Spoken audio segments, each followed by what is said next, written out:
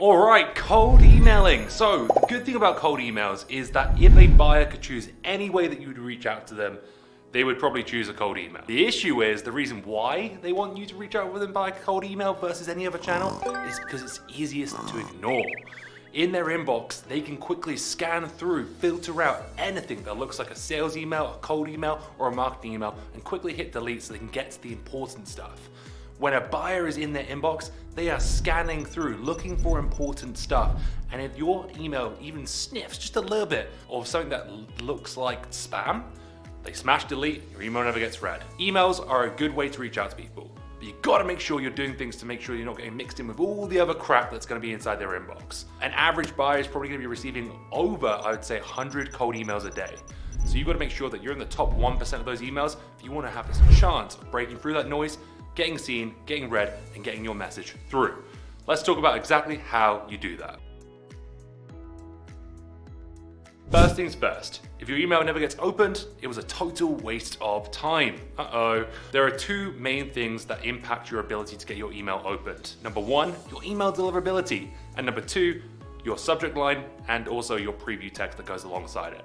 Let's first talk about deliverability.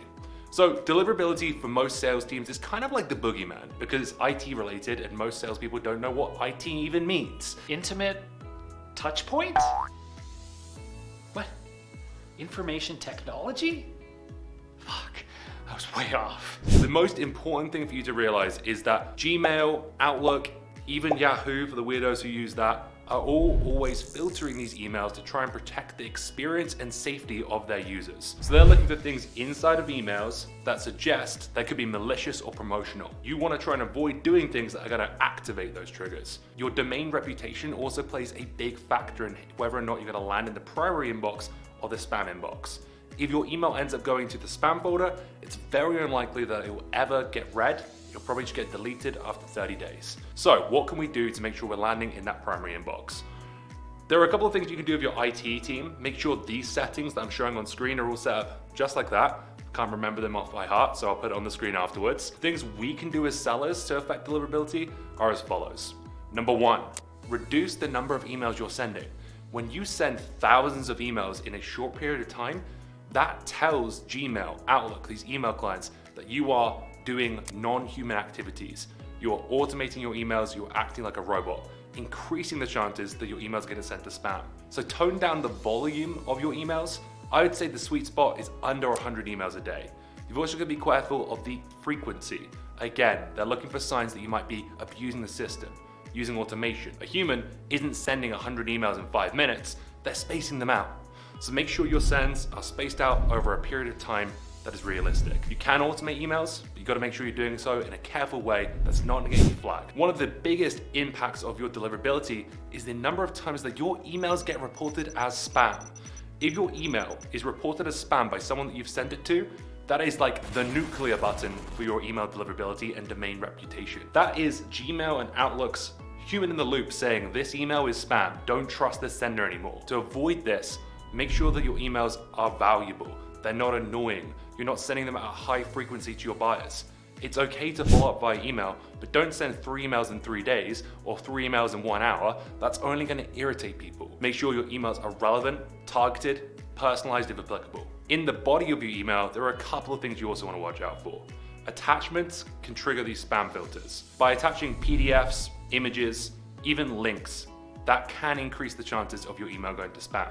The reason being, as I mentioned, Outlook and Gmail are trying to protect their users from potentially malicious or harmful information. They can't tell what's in these attachments. The PDF, the image could contain something pornographic or dangerous or a virus. So by including these in your first email at least, you do increase the chances of sending it to spam. Don't worry though, you can send links, images, PDFs in follow-up emails and have less of an impact on deliverability as long as that first email lands in the primary inbox. Chances are your follow-up emails will be as well. The next thing is whitelisting. So if you're reaching out to someone at a company and they report your email as spam, then the likelihood is everyone else you reach out to at that company will also now see your email in the spam folder. The opposite is also true. If they respond to your email, you become whitelisted on their domain. So even if that's an out-of-office response or an unsubscribed reply, then you're actually going to be whitelisted and increase your chances of being delivered at that domain. Optimize for replies. Try and avoid including links, avoid including attachments, and make sure your emails are not spammy. Because if they report your email as spam, that can be a game over for your entire cold email strategy. Now, a lot of folks teach strategies to make these stand out, get someone's attention. The problem is, buyers, what they're looking for are things that stand out as spam, as sales, as marketing emails. So by standing out in someone's inbox, you're almost doing the opposite of what's intended. They can quickly see that your email does not belong. Anything that's trying too hard is basically screaming, I'm a sales, I'm a marketing email, delete me. Supercharge your inbound lead flow with us. Huh. Sounds not only crappy, but expensive. Delete. Tyler, we can help with your attribution problem. Do I have an attribution problem? I don't know. It already sounds expensive. Delete. Got 15 minutes for a quick chat? Already in the subject line? Hell no. Your better option is to try and go under the radar, blend in with the remainder of their emails that they deem important to them. So the best way I've seen this done is just by using a very short subject line. Don't give them any reason to think that your email is crap. Basically, use 1 or 2 words in your subject line that describe your email truthfully. We're not trying to deceive people into opening our email. We're just trying not to put up a wall of defense and raise the alarms that your email is a sales or marketing email. Once you're done writing your email, look at it and try and summarize it in 1 or 2 descriptive words. If you're reaching out about someone's headcount increase, you could literally just put headcount as the subject. Again, that's not gonna raise any alarm bells. It's gonna get opened, if anything, by sharing less, you increase the curiosity and chances of getting your email opened. If your subject line isn't clear and they're still wondering whether or not they should open your email, your preview text will be the next thing they look at. It's the first 10 to 15 words of your email. Most sales emails have a very similar preview text. Typically, a sales email looks like this. Hi name, I am reaching out because. Or hi name, I hope you're well. Or hi name, I noticed this. You'll notice that all 3 of those examples I just gave all start with the exact same thing. Hi name, and then the word I. Your best bet to avoid triggering someone into thinking this is a sales email immediately when they read your preview text is starting your email in a totally different way to that. My favorite way of doing this is to not use their name at the start of the email. Instead, go straight into an observation. Don't say, I noticed this or I saw this. Instead, use what Chris Voss calls a label. This is a non-assumptive way to observe something about someone. It looks, it seems, it sounds. It seems like you're relatively new to your position at company. It looks like you've been hiring a lot for your HR team lately. It sounds like company might be launching new products. It looks like you've received some negative reviews on website lately. It looks like, it seems like, it sounds like. By doing this, you're not meeting the pattern of most sales emails. You're interrupting the pattern, but in an incognito way that's not trying so hard. Try not to raise your prospect suspicion level with something that stands out. We got them to open the email. But Will, what are some best practices to make sure they actually read the email and have a great experience with it? Before we talk about the message itself, let's just go over some rules. Number 1, your email shouldn't be too long. If someone opens an email and it's this long essay, the chances of them reading it directly go down. Make sure your email is short. My favorite emails are under 75 words. Also make sure that your email is formatted in a reader-friendly way. If you spend any time on LinkedIn, then you may have noticed that all the posts are like paragraph by paragraph. This is for a reason. It's because those posts are easier to read at a glance. It's not as intimidating to read as a big bulky paragraph. So write in short sentences, but use short paragraphs as well. Maximum 1 or 2 sentences per paragraph. After each paragraph, make sure to double space to include lots of white space and make your message seem less intimidating. In the language that you use in your email, avoid using any cliches. As we mentioned before, cliches tip the reader off that your email is not important. Things that they've seen before in other sales emails will make them classify your email as the same as those emails. Spam. So things like, I hope this finds you well. Hi, how are you? I've been reaching out for a while. I'm following up, touching base, bubbling this to the top of your inbox. Avoid using cliches in your email because all it's gonna do is make the reader stop paying attention and smash delete. I'll include a list of cliches that you wanna avoid just here and right below here as well. Also, be careful of buzzwords. Buzzwords are selling words. And as we're about to talk about, you don't really wanna be selling that hard in a cold email.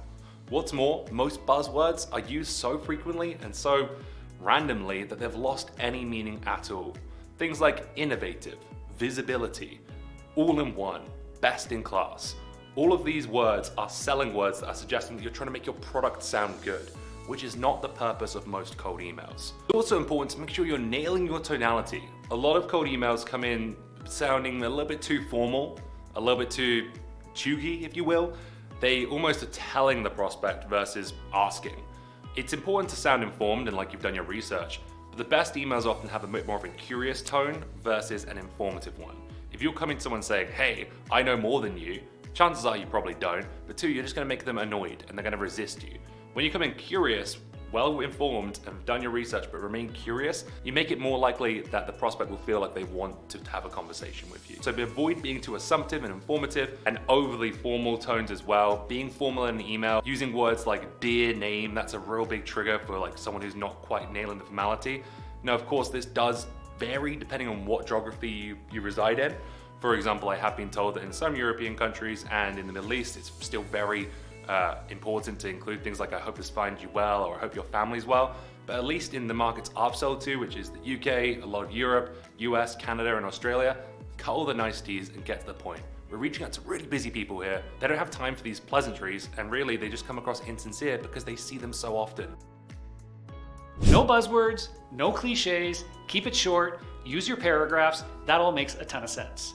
But what the heck do we actually say in the email? I call this the OPSA framework. Super simple way to format your emails, but also you can use it in cold calls and in DMs as well. So OPSA stands for observation, problem, solution, ask. OPSA. Observation, problem, solution, ask. OPSA. Follow this formula for every first cold email that you send to a prospect. So let's break it down. Observation. You're gonna start with something about them, not yourself. The majority of cold emails start with the word I.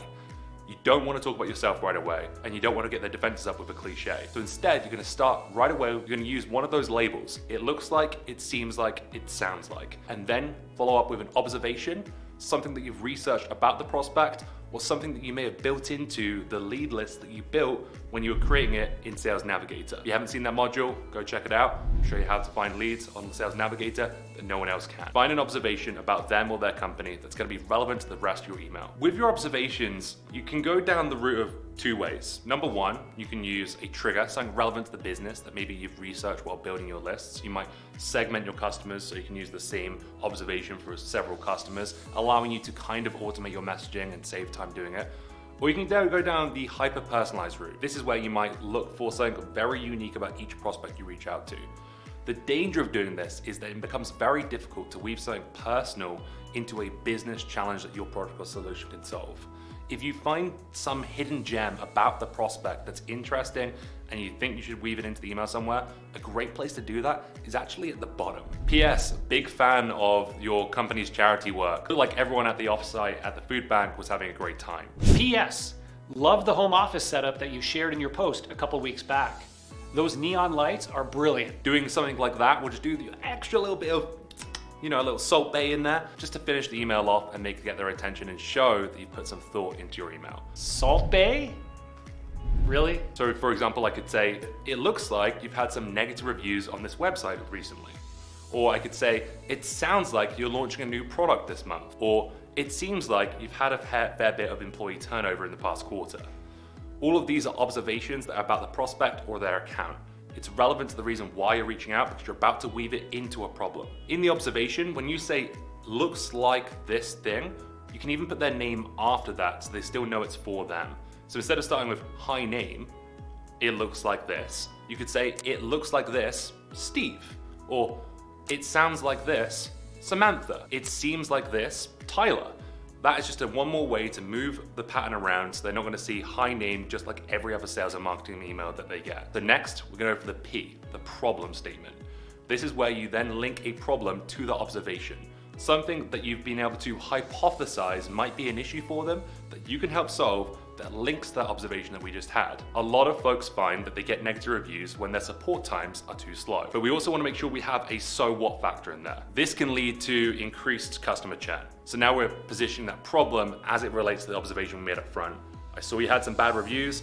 thought that could mean that you're losing customers as a result. Oftentimes when you launch new products, there's a ton of bugs when it first hits the customer's hands.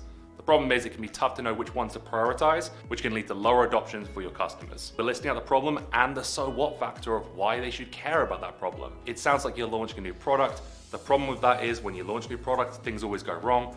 You don't know which ones are the most important fixes to make. Employees tend to leave when the morale is low or when they're not feeling rewarded and recognized. That's the observation and then the problem. Next, you're gonna talk about a solution. There's two ways you can go about this. Number one, you can tell them how another company like them, it's gotta be like them, it can't just be a random company that's nothing to do with them, otherwise they won't seem relevant.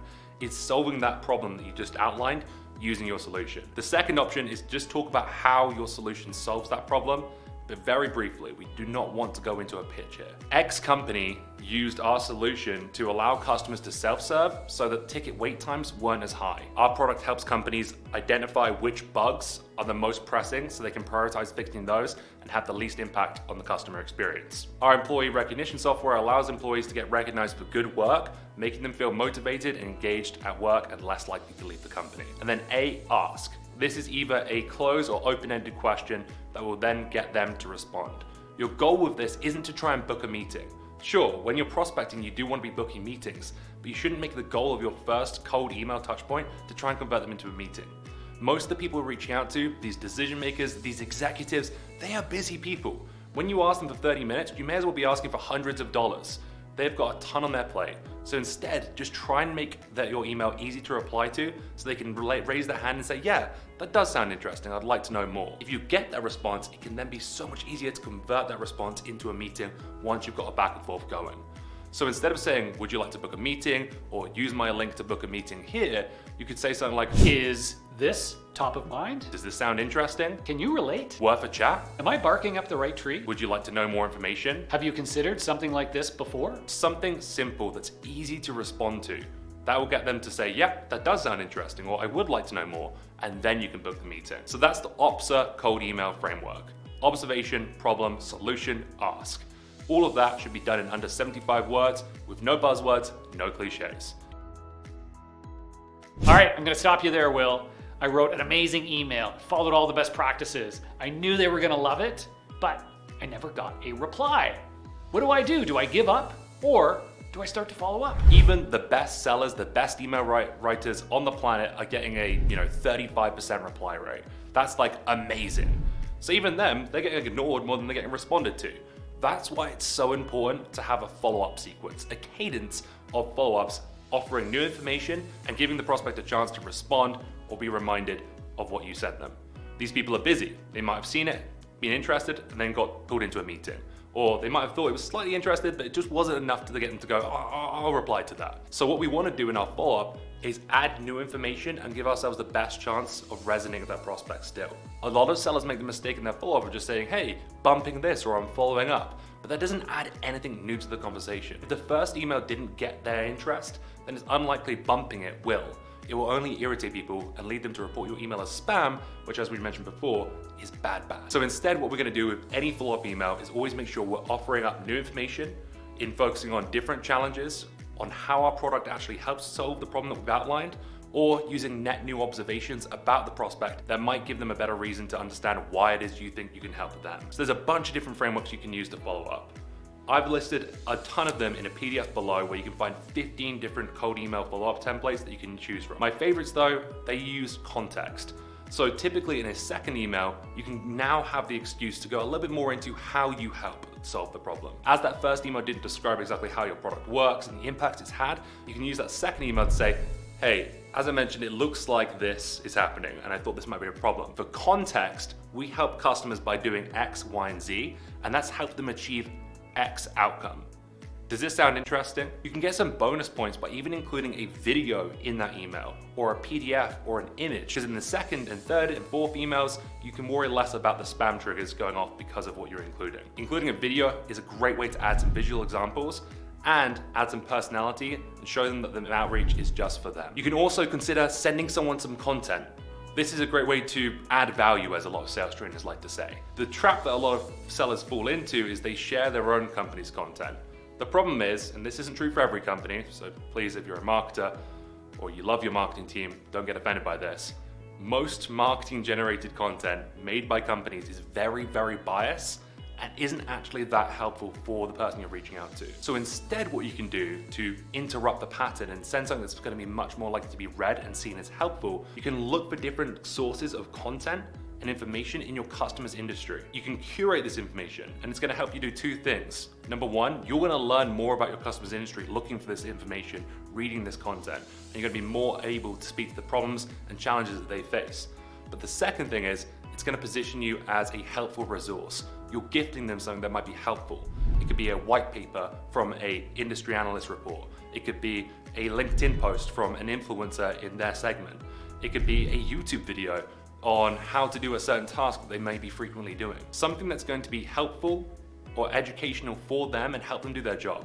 In that email, you can even go as far to not ask for anything in return. People, human beings, when you do good things for them, they tend to reciprocate. So if you can give true value by giving them content that you think might be helpful to them that isn't yours and isn't full of your marketing team's buzzwords, they're going to be much more likely to reciprocate by responding, thanking you, and potentially showing more interest in what it is you have to offer. I'm a marketer, and I agree with Will on this one. Stop relying solely on all of my self-serving, biased content and find great stuff from others in the industry that you can share with your prospects that are going to be much more trustworthy. The final way I'll walk through, other than the templates that you'll be able to find directly below us in a PDF, is the breakup email. Wait, you're breaking up with me? I didn't even know we were dating. Now this email, the breakup email, has got a bad reputation. A lot of buyers roll their eyes and report these as spam because they follow a guilt-tripping pattern. They say stuff like, hey, I've been reaching out for a little while, but you haven't gotten back to me. What? They didn't ask to be emailed. Why would you make them feel like a dick for not getting back to you? So instead, again, trying to interrupt the pattern by taking accountability for the fact that maybe your assumptions or your hypothesis or your timing is off. Say something like this. Hey, I've been reaching out for some time because I saw this about you. I thought that could mean problem. Seems I'm off base. Correct me if I'm wrong, but I'll leave you to it for now and follow up again in the future. That's a great way to close the door for now, to be able to retarget the prospect again in the future without having to awkwardly break up with them. With your follow-up emails, regardless of what emails you choose to follow up with, be careful not to overdo it, because following up too much in a short period of time is only going to increase the chances that they get irate and report your email as spam, which again, I cannot emphasize this enough, is a bad for you and probably your entire team using the same domain. I mean, I took a lot of notes as you were talking there, but I only have so much room. Is there something you can give me to just make this easier? Something I can just like, I don't know, copy paste as a starting point? Emails, they're hard to talk about because guess what? They're written down. So what we've done is include a PDF with 15 different cold email, first touch, and follow-up frameworks that you can use with examples for different industries. Check those out, download those, apply them, tweak them, and make them your own.